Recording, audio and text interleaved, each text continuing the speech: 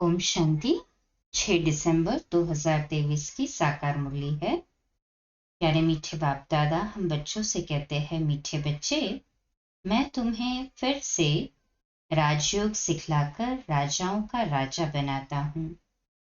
इस फिर से शब्द में ही सारा चक्र समाया हुआ है।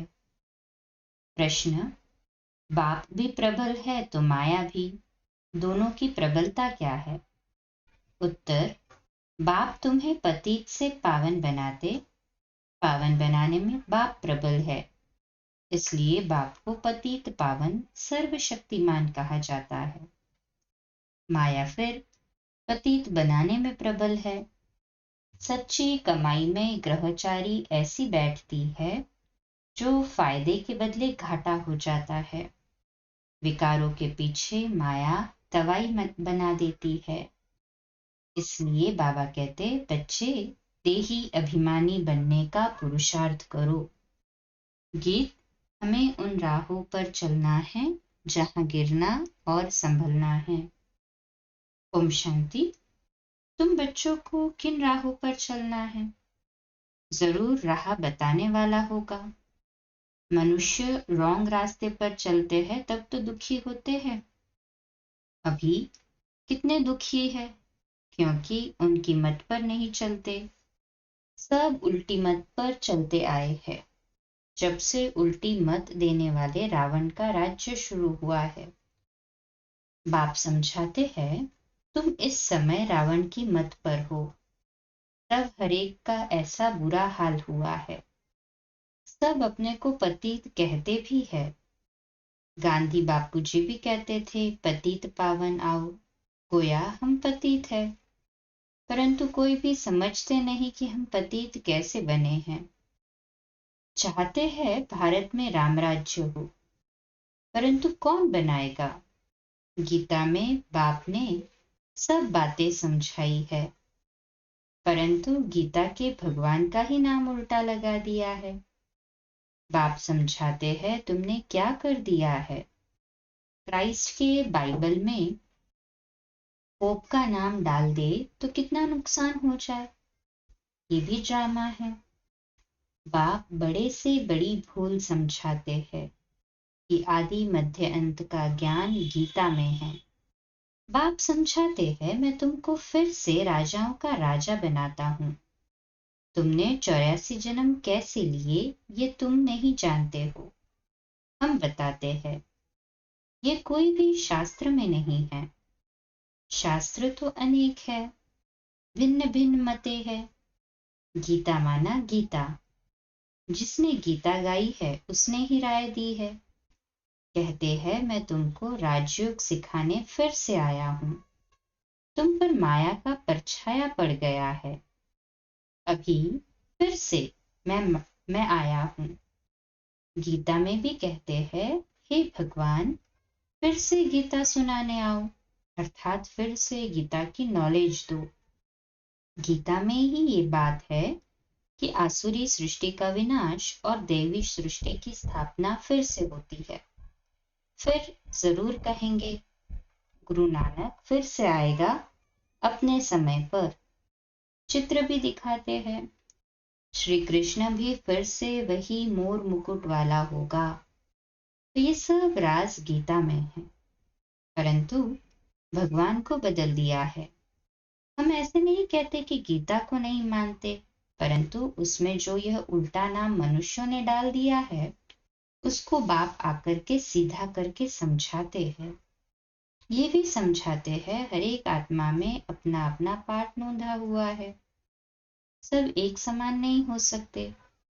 जैसे मनुष्य माना मनुष्य, वैसे आत्मा माना आत्मा, परंतु हर एक आत्मा में अपना पार्ट भरा हुआ है। ये बातें समझाने वाला बड़ा बुद्धिमान चाहिए। बाप जानते हैं कौन समझा सकते हैं, कौन सर्विस में समझदार है, किसकी लाइन क्लियर है। देही अभिमानी रहते हैं। सब तो परिपूर्ण देही अभिमानी नहीं बने हैं। ये तो अंत में रिजल्ट होगी। इम्तिहान के दिन जब नजदीक होते हैं तो मालूम पड़ जाता है कौन कौन पास होंगे। टीचर्स भी समझ सकते हैं और बच्चे भी समझते हैं कि ये सबसे तीखा है। वहां तो ठगी आदि भी हो सकती है, यहाँ तो ये बात हो न सके। ये तो ड्रामा में नोंद है, कल पहले वाले ही निकलेंगे। हम बाबा कहते हैं, हमें पता चलता है सर्विस की रफ्तार से। बाबा को भी सर्विस की रफ्तार से पता चलता है। इस सच्ची कमाई में घाटा और लाभ, ग्रहचारी आदि आती है। चलते चलते टांग टूट पड़ती है। गंधर्वी विवाह करने बाद फिर माया एकदम तवाई बना देती है। माया भी बड़ी प्रबल है, बाबा प्रबल है पावन बनाने में, इसलिए उनको सर्वशक्तिमान पतित पावन कहा जाता है। और फिर माया प्रबल है पतित बनाने में। सतयुग में तो माया होती नहीं, वह है ही वाइसलेस वर्ल्ड। अभी है एकदम विशियस वर्ल्ड। कितनी जबरदस्त प्रबलता है। चलते चलते माया एकदम नाक से पकड़ दवाई बना देती है, बरकती दिला देती है। इतनी प्रबल है।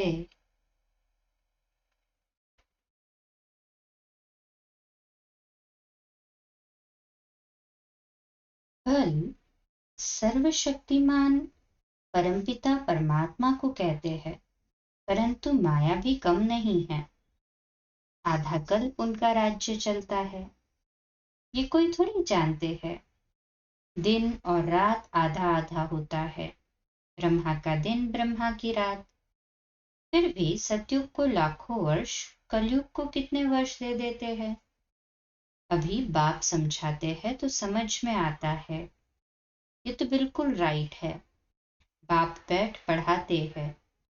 कलयुग में मनुष्य थोड़े ही गीता का राजयोग सिखाए, राजयोग राजाओं का राजा बनाएंगे। कलयुग में तो मनुष्य गीता का राजयोग सिखाकर राजाओं का राजा नहीं बना सकते, तो केवल परमात्मा का ही काम है जो संगम पर आते हैं। ऐसे तो कोई है नहीं जिसकी बुद्धि में हो कि हम राजयोग सीख राजाओं का राजा बनेंगे।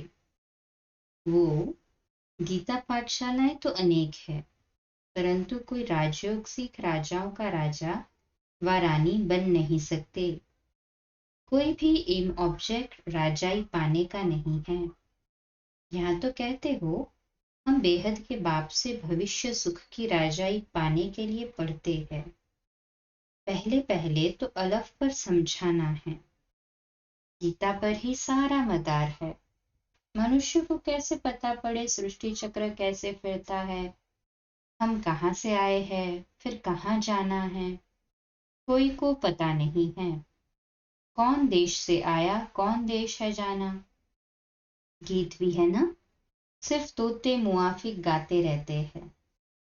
बुद्धि जो आत्मा में है वह नहीं जानती कि हम जिसको हे परमपिता परमात्मा कहते हैं वह कौन है। उनको न देख सकते हैं न जान सकते हैं। आत्मा का तो फर्ज है ना बाप को जानना देखना। अभी तुम समझ गए हो। हम आत्मा हैं, परमपिता परमात्मा बाप हमको पढ़ाते हैं। बुद्धि कहती है बाप आकर पढ़ाते हैं। जैसे किसकी आत्मा को बुलाते हैं तो समझते हैं उनकी आत्मा आई है। तो तुम समझते हो हम आत्मा हैं, हमारा वह बाप है। बाप से जरूर वर्षा मिलना चाहिए। हम दुखी क्यों हुए हैं? मनुष्य कह देते बाप ही सुख दुख देने वाला है, भगवान को गाली देते रहते हैं। वह है आसुरी संतान, जैसे कल्प पहले कहा है वैसे कहते हैं। तुम अभी प्रैक्टिकल में ईश्वरीय संतान बने हो, आगे तुम आसुरी औलाद थे। अब बाप कहते हैं निरंतर मुझे याद करो। इसको भी यह 2 अक्षर समझाना बहुत सहज है। तुम भगवान के बच्चे हो। भगवान ने स्वर्ग रचा, अब नर्क बना है, फिर स्वर्ग बाप ही रचेंगे। बाप हमको राजयोग सिखला रहे हैं, स्वर्ग की स्थापना कर रहे हैं। अच्छा, शिव को नहीं जानते हो? प्रजापिता ब्रह्मा को भी रचने वाला वह बाप है, तो जरूर बाप ब्रह्मा द्वारा ही सिखाएंगे।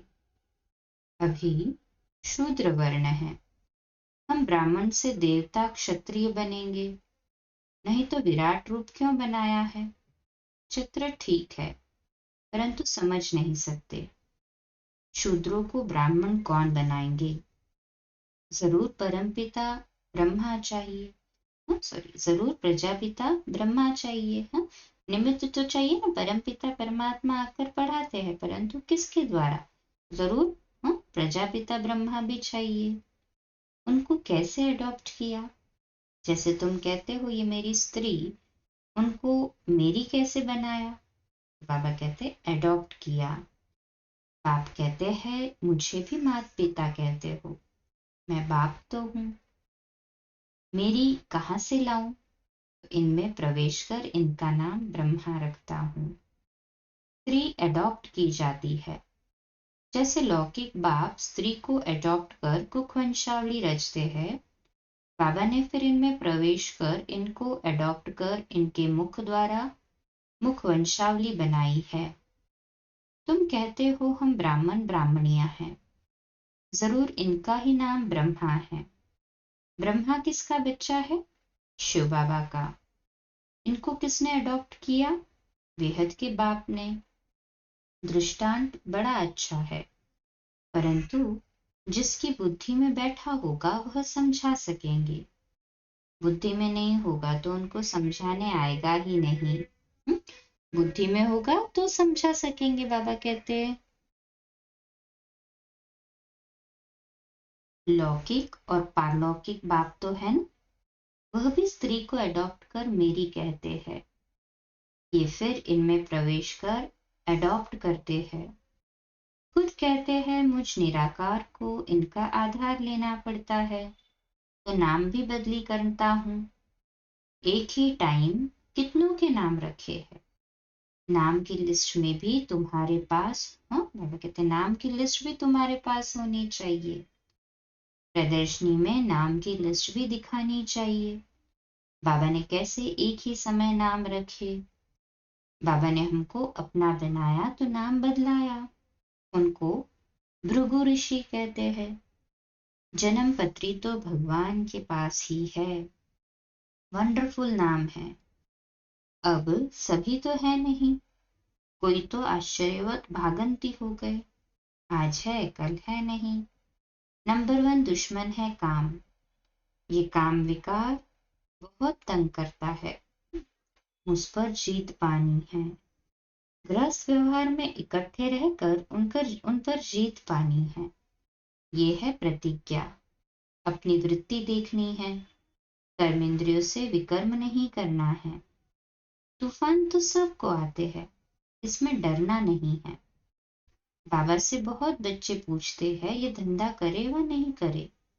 बाबा लिखते हैं मैं कोई तुम्हारे धंधे आदि को देखने आया हूं क्या। मैं तो टीचर हूं, पढ़ाने के लिए। धंधे की बात हमसे क्यों पूछते हो। मैं तो राजयोग सिखाता हूं। रुद्र यज्ञ भी गाया हुआ है, श्री कृष्ण यज्ञ नहीं। बाप कहते हैं लक्ष्मी नारायण में ये सृष्टि चक्र का ज्ञान है ही नहीं। अगर ये मालूम हो कि 16 कला से फिर 14 कला बनना है, तो उसी समय ही राजाई का नशा उड़ जाए। वहां तो है ही सदगति। सदगति दाता तो एक ही है, वही आकर युक्ति बताते हैं, दूसरा कोई बतला न सके। पहले पहले ये बात उठाओ कि किसने कहा है काम महाशत्रु है। ये भी गाते हैं विशियस वर्ल्ड और वाइसलेस वर्ल्ड। भारत में ही रावण को जलाते रहते हैं, सतयुग में थोड़ी जलाएंगे। अगर ये कहते हैं कि अनादि है, सतयुग में भी था, फिर तो सब जगह दुख ही दुख होगा, फिर स्वर्ग कैसे कहेंगे। ये बातें समझानी है। हरेक की रफ्तार अपनी है, पता लग जाता है कौन अच्छी रफ्तार वाला है। संपूर्ण तो कोई बने नहीं है, बाकी हाँ सतो रजो तमो तो होते ही है। बुद्धि हर एक की अलग अलग है। जो श्रीमत पर नहीं चलते हैं वह है तमो प्रधान बुद्धि। अपने को इंश्योर नहीं करेंगे तो भविष्य 21 जन्मों के लिए कैसे मिलेगा? मरना तो है ही, तो क्यों ना इंश्योर कर देना चाहिए। सब कुछ उनका है, तो परवरिश भी वह करेंगे। हर कोई सब कुछ देते हैं परंतु सर्विस नहीं करते। जो दिया वह खाते रहते हैं, बाकी जमा क्या होगा? कुछ भी नहीं। सर्विस का सबूत चाहिए।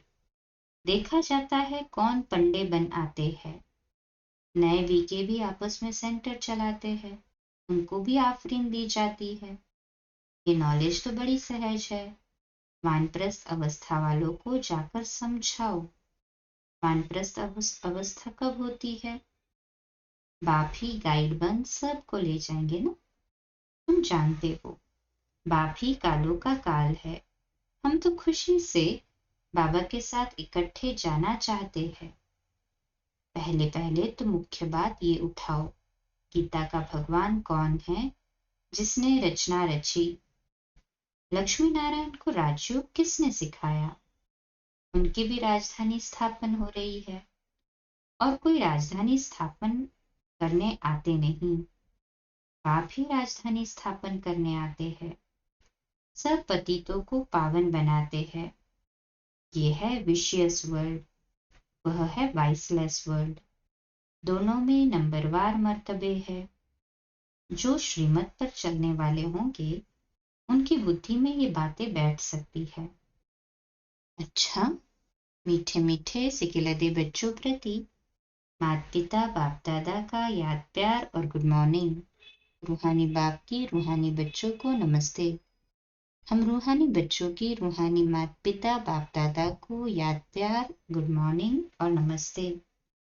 बाबा बाबा शुक्रिया, बाबा शुक्रिया। धारणा के लिए मुख्य सार है, पहली पॉइंट, बुद्धि की लाइन सदा क्लियर रहे, इसके लिए देही अभिमानी रहना है। सच्ची कमाई में माया किसी प्रकार से घाटा न डाले, ये संभाल करनी है। दूसरी पॉइंट, कर्मेंद्रियों से कोई भी विकर्म नहीं करना है। इंश्योर करने के बाद सर्विस भी जरूर करनी है। आज का मीठा वरदान, माया को दुश्मन के बजाय पाठ पढ़ाने वाली सहयोगी समझ, एक रस रहने वाले मायाजीत भव। माया को दुश्मन के बजाय पाठ पढ़ाने वाली सहयोगी समझ, एक रस रहने वाले मायाजीत भव। विश्लेषण, माया आती है आपको पाठ पढ़ाने के लिए, इसलिए घबराओ नहीं, पाठ पढ़ लो। कभी सहनशीलता का पाठ, कभी शांत स्वरूप बनने का पाठ पक्का कराने के लिए ही माया आती है। इसलिए माया को दुश्मन के बजाय अपना सहयोगी समझो, तो घबराहट में हार नहीं खाएंगे। पाठ पक्का करके अंगद के समान अचल बन जाएंगे। कभी भी कमजोर बन माया का आवाहन नहीं करो, तो वह विदाई ले लेगी। स्लोगन, हर संकल्प में दृढ़ता की महानता हो तो सफलता मिलती रहेगी। हर संकल्प में दृढ़ता की महानता हो तो सफलता मिलती रहेगी। आज का अव्यक्त इशारा है, कभी बहुत ऊंची स्थिति, कभी नीचे की स्थिति में आना बाबा पक्का कराते हैं। कभी ऐसा हो जाता है कि स्थिति बहुत ऊंची होती है, और कभी ऐसा हो जाता है कि स्थिति एकदम डाउन। तो ऊपर नीचे स्थिति आना माना स्थिरता नहीं है। तो कभी बहुत ऊंची स्थिति, कभी नीचे की स्थिति में आना। अभी इस आने जाने के आवागमन के चक्र से मुक्त बनो। वे लोग जन्म मरण के चक्र से छूटने चाहते हैं, और आप स्मृति विस्मृति के आवागमन का जो चक्र है, आवागमन का जो चक्र है, इससे मुक्त होने का पुरुषार्थ करो। सदैव अपने संपूर्ण स्वरूप का आवाहन करने से व्यर्थ बातों से स्वतः किनारा हो जाएगा और आप आवागमन से छूट जाएंगे। तो सदैव हमारी स्थिति स्थिर बनाकर रखनी है, तभी हम आवागमन के चक्र से छूट सकते हैं। इसको विशेष हम अभ्यास में लाएं कि हमारी स्थिति अचल अडोल बने, तो आवागमन के चक्र से स्वयं को डिटैच रखे। कभी बहुत ऊपर की स्थिति, कभी बहुत नीचे की स्थिति, तो खुद भी डिस्टर्ब और दूसरों को भी डिस्टर्ब कर देते हैं। तो इस स्वमान का सारा दिन अभ्यास करेंगे कि मैं आवागमन के चक्र से मुक्त हूँ, मैं आवागमन के चक्र से मुक्त हूँ। स्वमान का अभ्यास जब लिखते हैं सबकॉन्शियस में फीड होता है, इसलिए जितनी भी बार हो सके अपने पुरुषार्थ के लिए अपने आंतरिक अंतर मन में, सबकॉन्शियस माइंड में भी उसको डीप इम्पैक्ट लाने के लिए इसे लिखकर अभ्यास करें। मैं आवागमन के चक्र से मुक्त हूँ, मैं आवागमन के चक्र से मुक्त हूँ। अच्छा, कम बोलो, धीरे बोलो, मीठा बोलो, सत्य बोलो, सोच समझकर बोलो, निमित्त भाव, निर्माण भाव, निर्मल वाणी। आज का नया दिन आप सभी को मुबारक हो, मुबारक हो, मुबारक हो। शुभ दिवस। आज रात्रि क्लास 8:45 बजे, कल सुबह अमृत वेला मेडिटेशन 3:30 से 4:30 और प्रातः मुरली क्लास 4:45 बजे प्रातः मुरली क्लास और रात्रि क्लास आज 8:45 बजे। ओम शांति। शुभ दिवस।